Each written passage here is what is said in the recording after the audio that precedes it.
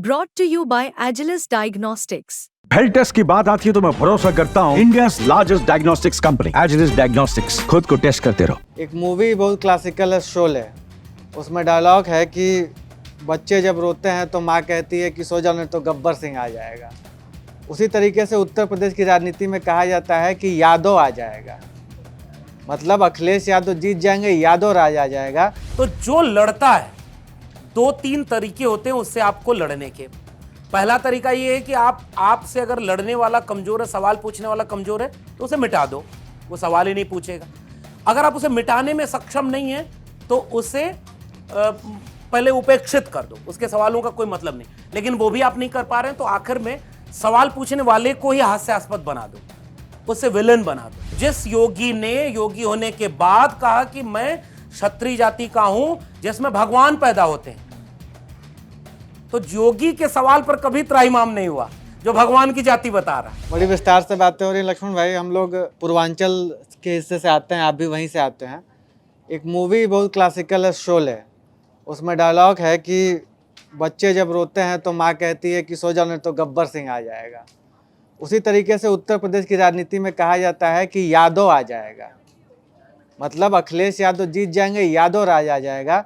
मुझे कोई ऐसा इंस्टेंस तो याद नहीं आता है पूर्वांचल में कि ये किस यादव के बारे में बात हो रही होती है कि जो कि डाकू गब्बर सिंह की तरह का खतरनाक है। ये जो जातियों की एनोमिटी है, जो जातियों के बीच में इस तरह का भय पैदा करने की एक पॉलिटिक्स है पूरी, इसकी क्या शुरुआत आप देखते हैं उत्तर प्रदेश में और समाज में? क्या ये पॉलिटिक्स इतनी गहरी है कि इस नाम पर बीजेपी लगातार 2 चुनाव उत्तर प्रदेश में जीत चुकी है कि यादव आ जाएगा?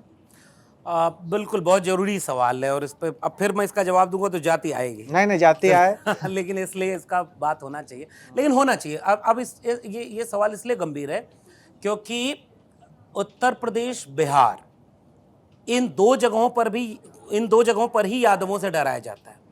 अब मैं आपको आंकड़े दूं, हरियाणा के यादवों के बारे में ये बात कभी नहीं कही जाएगी। दक्षिण भारत में महाराष्ट्र से लेकर के आंध्र प्रदेश, तमिलनाडु, तेलंगाना, उस पूरे बेल्ट में, द्रविड़ भारत में, जिसे हम यादव कहते हैं, उत्तर भारत में अहीर कहते हैं, उसी जाति बिरादरी के ठीक ठाक आबादी के लोग हैं। उड़ीसा में आपको पता है यादवों की आबादी 14 से 16% है।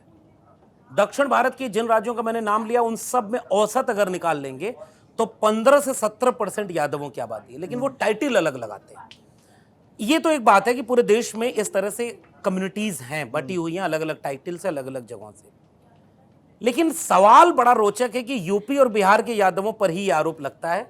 इसका जवाब मैंने शुरू वाले सवाल में दिया था, क्योंकि उत्तर प्रदेश और बिहार के यादव समाजवादी आंदोलन, कर्पूरी ठाकुर, जगदेव बाबू, रामस्वरूप वर्मा, मंडल कांशीराम, और उसके बाद 2 नेताओं का बड़ा रोल, लालू प्रसाद यादव, मुलायम सिंह यादव, जो चौधरी चरण सिंह की विरासत से निकले लोग थे, किसान आंदोलन से निकले लोग थे, जिनके पास एक विचार था कि समाज में बराबरी होनी चाहिए।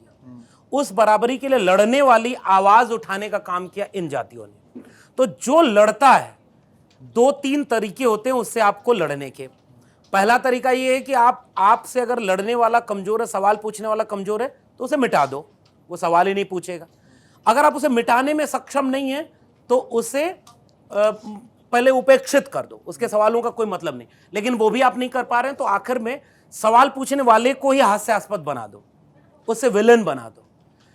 ओबीसी का पूरा मूवमेंट, समाजवाद की पूरी लड़ाई लड़ने में ओबीसी की कुछ जातियां मजबूत रहीं, संख्या में ज्यादा रहीं, तो उनकी जिम्मेदारी ज्यादा रही। ओबीसी की पूरे आंदोलन, मंडल आंदोलन में ये सारी लड़ाइयां इन जातियों ने लड़ी जिनकी जिम्मेदारी भी थी लड़ना। तो जो लड़ करके लोगों को गोलबंद करे उसे ही चुनौती बना के उसके घर में दुश्मन बना दो, ये सबसे आसान काम था। अब यहां चूक क्या हुई? घर के भीतर ही दुश्मन पैदा कर दिया गया। इस बात को इस समाज के लोग समझने में थोड़े नाकाम हो गए, कुछ गलतियां इनकी तरफ से हुई। जब कोई तोड़ रहा है आपको, बटेंगे तो कटेंगे, मतलब कटेंगे तो मैं नहीं जाऊंगा, मुझे ये बात बोलने में भी बड़ा अजीब लगता है कि कोई कैसे किसी को काटेगा, मतलब बहुत आपत्तिजनक है। मैं भाषा विज्ञान का विद्यार्थी रहा हूँ। हाँ, हालांकि देश के प्रधानमंत्री बोलते हैं कि बटेंगे, तो बटा हुआ है समाज। उस बंटवारे को जो जोड़ा, जिसने लड़ाई लड़ी, मंडल की लड़ाई लड़ी, आरक्षण की लड़ाई लड़ी, संविधान की लड़ाई लड़ी, सांप्रदायिकता के खिलाफ लड़ाई लड़ी। उत्तर भारत का बिहार ही एक राज्य है जहां कोई रथ सांप्रदायिकता का चल रहा था तो रोका गया। उत्तर प्रदेश ही है जहां पर कानून तोड़ने के लिए कोई सामने आया तो उसको कानून के बचाने के लिए कड़े फैसले लिए गए। सांप्रदायिकता की आग में जब इन राज्यों को झोंका जा रहा था तो इस पूरी कम्युनिटी को किसी ने बचाया सांप्रदायिक होने से। ये सारा काम जो कर रहा था उससे आप सीधी लड़ाई नहीं लड़ सकते थे, तो उन्हीं को विलेन बना दो। अब आखिरी में आते हैं जवाब। 86 में 56 एसडीएम यादव हो गए। ये नैरेटिव चला 2017 में। 17 में बीजेपी इस फायदे को ले आ पाती है, बाकी जातियों को नाराज करती है कि आपको तो कुछ मिला नहीं, यादवों ने ले लिया। जैसे 86 में 56 एसडीएम यादव, बाकी जातियों की नाराजगी का फायदा उठाया बीजेपी ने, और जो ये समाज था जिसको जिम्मेदारी थी कि वो नाराज न करे, वो अपनी नाराजगी को दूर नहीं कर पाया। बीजेपी को फायदा हुआ। 7-8 साल हो गए, आज तक 86 में 56 एसडीएम की कोई लिस्ट यूपी गवर्नमेंट ने नहीं जारी की। बसावन इंडिया एक पत्रिका है, वो कहती है कि कुल एसडीएम 12 हुए यादव पूरे 5 साल के अखिलेश यादव कार्यकाल में। यानी आंकड़े नहीं है, वो झूठ चल गया और आज तक चलता है।